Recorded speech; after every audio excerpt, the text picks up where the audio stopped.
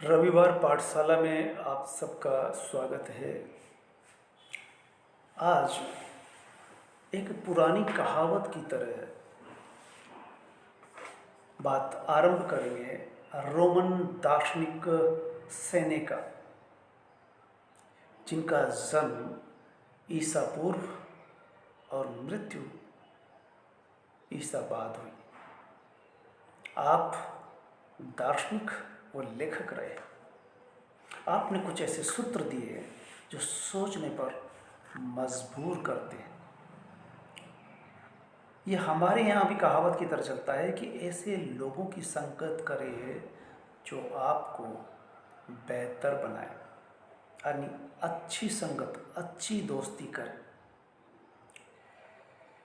और ये इतनी ज़रूरी है कि हम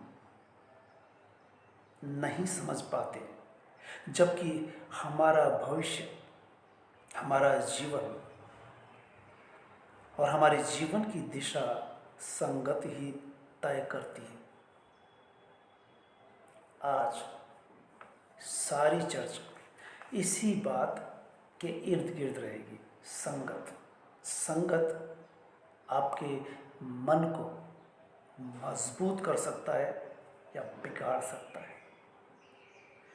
चलिए, इस पर आने से पहले हम कुछ अन्य वाक्य, सूत्र वाक्य जो उन्होंने कहे हैं कि हम वास्तविकता से अधिक कल्पनाओं से पीड़ित होते हैं। हम अपने आप को बहुत कम समझ पाते हैं, अपने आसपास को भी नहीं समझ पाते, और हम भय का भूत बना करके जीते हैं, डर डर करके जीते हैं। वो परिणाम ये निकल के आता है कि हम बेवजह कल्पनाओं में बनाए गए, बुने गए ऐसे सपने, डर जिनमें जीते हैं और पीड़ित बने रहते हैं। और कहते हैं कि परिस्थितियां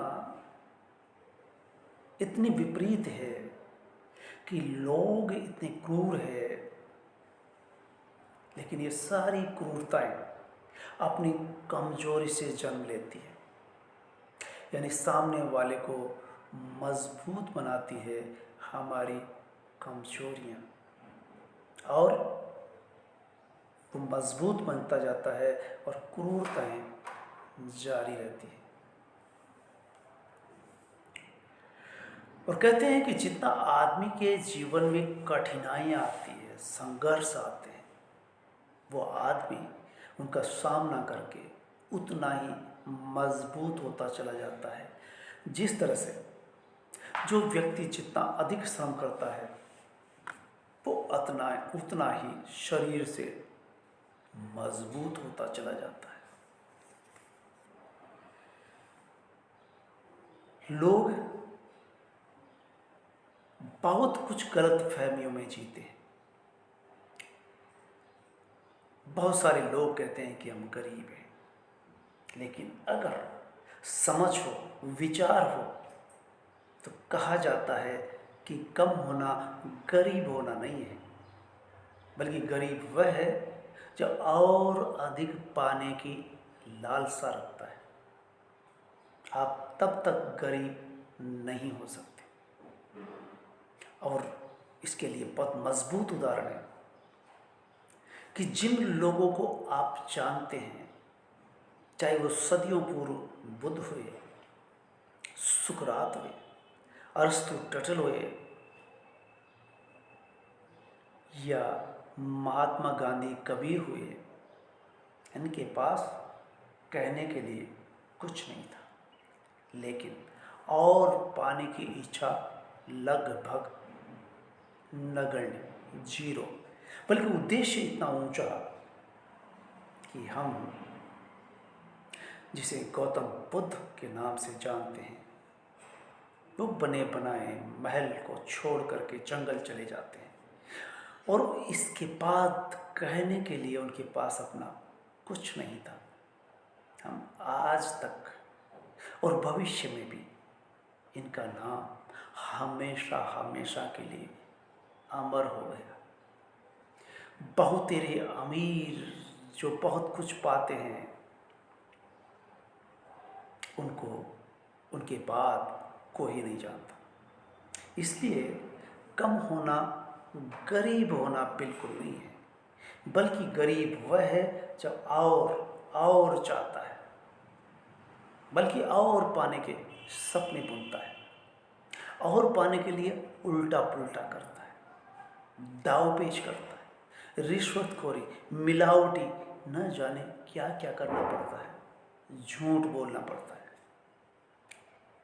और दर्शन के अंदाज में कहा गया कि मन की शक्ति को कोई पराजित नहीं कर सकता। अगर आपका मन मजबूत है, सही संगत में, सही दिशा में, सही गुरु से शिक्षित हुए हैं और आपकी दिशा बिल्कुल सही है और मन मजबूत है, तब आपको कोई पराजित नहीं कर सकता। सिकंदर जब विश्व विजय पर निकलता है तो एक संत से मुलाकात होती है और वो कहते हैं कि संत से कहा कि मैं आपसे बहुत प्रभावित हूँ,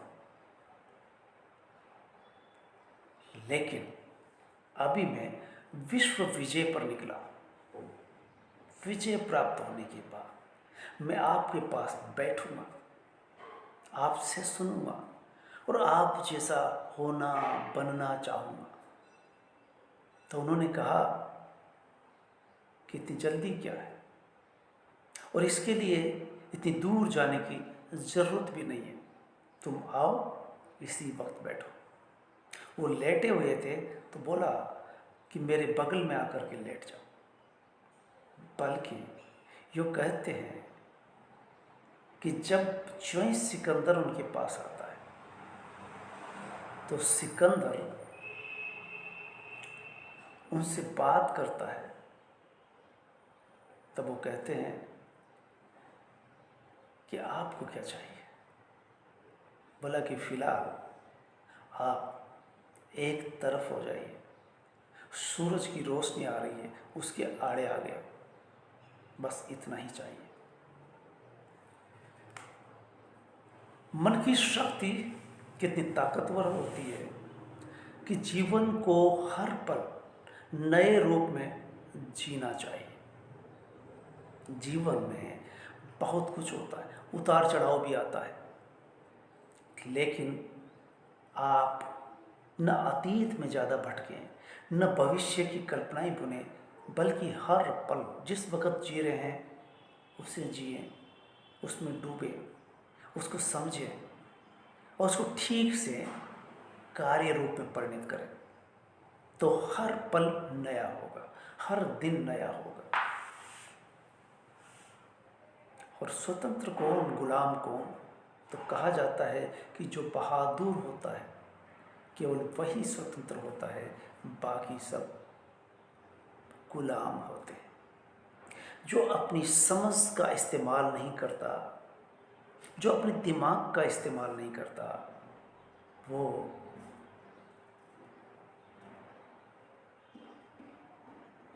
गुलाम है, अंधविश्वास में पीड़ित है, दूसरे के कहे हुए रास्ते पर चलता है। इसलिए मन से भी मजबूत होना चाहिए, शिक्षित होना चाहिए, समझदार होना चाहिए। तो कहा जाता है कि जो लगभग साहसी है, बहादुर है, वही स्वतंत्र हो सकते हैं, बाकी सब गुलामी का जीवन जीते हैं। और हम कब अपने आप को समझते हैं, अपने अंदर जाते हैं, बल्कि हम बाहर ही बाहर जीते हैं, भौतिकता में जीते हैं। कभी हम अपने मन की भी आवाज़ ठीक से नहीं सुन पाते हैं कि वो क्या कह रहा है। मन गहरी बुद्धिमत्ता का धनी होता है। हम जन्म से ही ये खूबियाँ लेकर के जन्म लेते हैं। ये विशेषता, ये खूबी हम सब में होती है, लेकिन हम शीघ्र ही अविश्वास में पड़ जाते हैं, या समाज परिवार का ढांचा हमें बहका देता है और कल्पनाओं में जीने को बाध्य करता है, कर्म कांड पाठ पूजा में उलझा देता है। इस तरह से हम अपने मन की आवाज़ भी सुनने के बजाय अनसुना करने लगते हैं और हम कल्पनाओं में जीने लगते हैं, डर भय में जीने लगते हैं। यानी भावनाएं एक ऐसी चीज़ है कि अगर उसको मजबूत किया जाए तो वो हमें सही दिशा की ओर ले जा सकती है। बल्कि यूँ कहें कि भावनाएं कर्मों की सही दिशा तय करती है।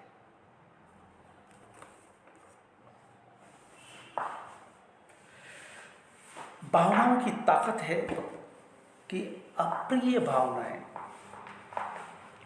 हमें परेशान करती है, पीड़ित करती है, दुखी करती है। लेकिन अगर उनको सही दिशा में ले जाए, सही दिशा की ओर मोड़ दे, तो वो हमें बहुत ऊर्जा भी देती है।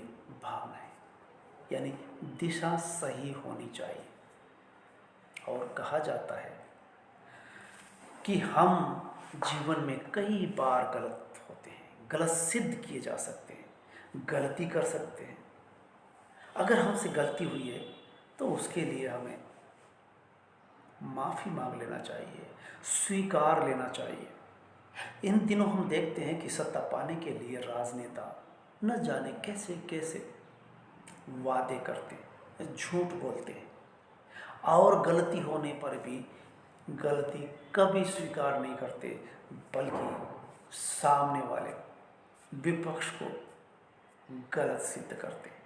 और इस तरह से एक दिन वे समय के रास्ते पर न जाने कहाँ खो जाते हैं और उनकी गलतियाँ अमिट हो जाती है, इतिहास में दर्ज हो जाती है। जो कभी ये नहीं मानते कि मैं गलत हो सकता हूँ, बल्कि गलत होने के बजाय ये और कहते हैं कि मैं तो नॉन बायोलॉजिकल हूँ, गलती होने का कोई चांस ही नहीं है। गलती पहले वालों ने की या सामने वाला कर सकता है, मैं गलती नहीं कर सकता। और ये बहुत बड़ी भूल है कि गलतियाँ आदमी करता है, जिंदगी भर करता है, करता रहेगा। इसलिए गलत अगर हुआ है तो वह स्वीकारा जाना चाहिए, गलती के लिए माफ़ी मांग लेनी चाहिए और हम जागरूक बने, सचेत होकर के जिए। वो कैसे? कि आसपास हमारे क्या घटित हो रहा है, क्या हलचल हो रही है, उसके प्रति संवेदनशील होकर के समझें और हमारे आसपास के लोगों को, पड़ोसियों के साथ जागरूकता से व्यवहार करें। इसे गौतम बुद्ध के शब्दों में कहें तो कह सकते हैं कि बाहोश जिए, बेहोशी में नहीं। बेहोशी का जीवन दुख का कारण होता है और होशपूर्वक जीने के लिए गौतम बुद्ध एक बहुत बड़ी विधा देते हैं, जिसे वो विपश्यना कहते हैं। साधना करनी होती है, आती जाती सांस को देखना होता है और सांस देखते देखते कोई भी अपने मन को सुस्थिर कर सकता है, जिसे विपश्यना कहा जाता है।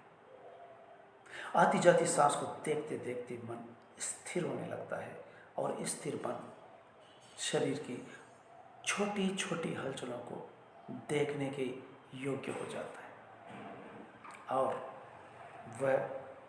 वह सब शरीर पर घटने वाली घटनाएं, संवेदनाएं, उनको देखते देखते इस स्थिति में आ जाता है कि यहाँ कुछ भी स्थायी नहीं है, सब कुछ अनिश्चित है। और इसी तरह से यह जीवन जीने की जरूरत है। इसलिए हम वापस लौटते हैं सेनेका के शब्दों पर कि ऐसे लोगों की संगत करें जो सुलझे हुए हैं, समझदार हैं, भावनाओं में नहीं बहते, बहकाव में नहीं आते, निडरता से जीते हैं, लोभ लालच में नहीं, राग द्वेष से परे होकर के जीते हैं, ऐसे लोगों की संगत अगर की जाएगी तो हमारा जीवन भी ठीक से गुजर सकता है। और ये जीवन में ऐसा नहीं है कि आप बहुत लंबे समय तक रहने वाले। कब आपकी सांस आती है और जाती है और जाने वाली सांस लौट करके भी आएगी या नहीं, इसकी कोई गारंटी नहीं दे सकता। इसलिए हमें हमेशा ये सोचकर जीना चाहिए, हर पल को ऐसे जिया जाए जैसे ये पल मिला है, अगली बार मिले या ना मिले। तो इस तरह से सोच अगर बनेगी तो ऐसा व्यक्ति साधक होगा और अच्छी संगत करेगा, या उस गुरु की शरण में होगा, या संगम शरणम गच्छामि होगा, बुद्धम शरणम गच्छामि होगा, संगम शरणम गच्छामि, बुद्धम शरणम गच्छामि।